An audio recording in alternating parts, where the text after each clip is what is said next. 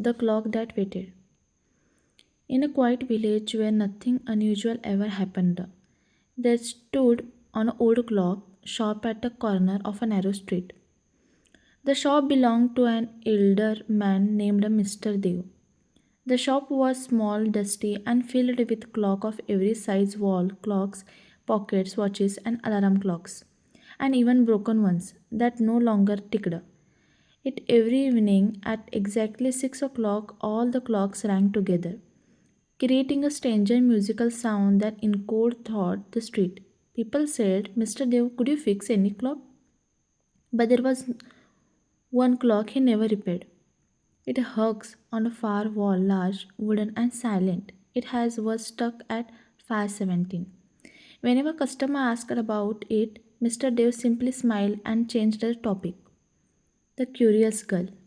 One day, a college student named Anaya entered the shop. She loved old things and stories hidden inside them. As she looked around, she noticed the silent clock. Why doesn't this one work? She asked her. Mr. Dev paused for a moment. It works, he said softly. It's just waiting. Anaya laughed, thinking he was joking. Clocks don't wait. People do. Mr. Dev didn't reply. Instead, he handed her small broken wristwatch. Can you come tomorrow? I need help organizing the shop. The story begins. The next evening, while cleaning dusty sleeves, Anaya again looked at the stopped clock. Please tell me its story, he insisted. Mr. Dev sat down slowly. Many years ago, he begins this shop was not mine alone. My wife Meera ran it with me.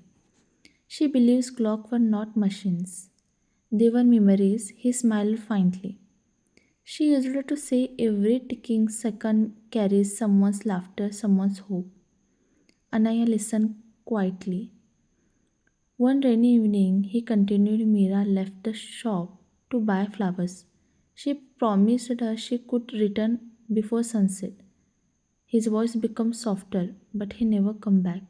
There was an accident on the road. The shop fell silent except for the ticking clocks.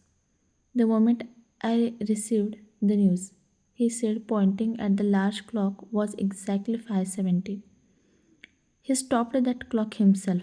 I didn't want time to move forward without her. A different kind of time.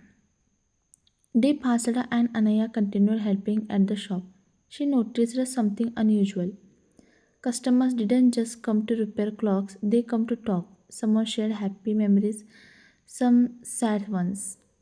Mr. Dev listened patiently to everyone's.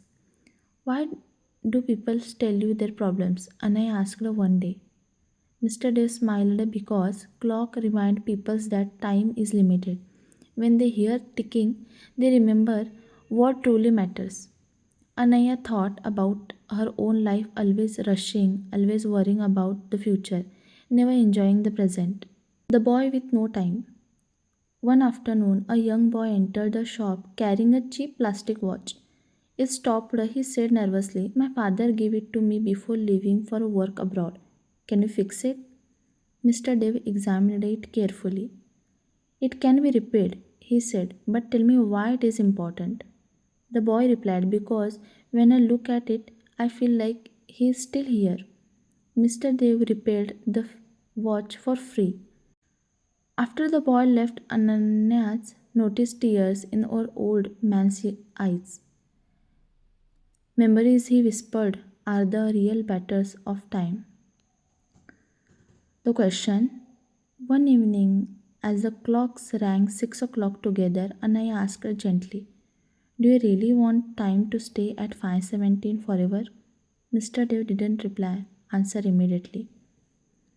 He looked around the shop at the laughter, conversation, and leaves moving forward every day. I was afraid, he admitted. If time moved, maybe I would forget her. Anaya shook her head. Moving forward doesn't mean forgetting. Maybe it means carrying memories with you. Her words stayed with him long after she left. The night of change. That night, Mr. Dave remained alone in the shop. The ticking sounds felt louder than usual. He stood in front of the silent clock. For years, he had avoided touching it. Slowly, with trembling hands, he opened the glass cover. Dust fell like tiny memories into the air.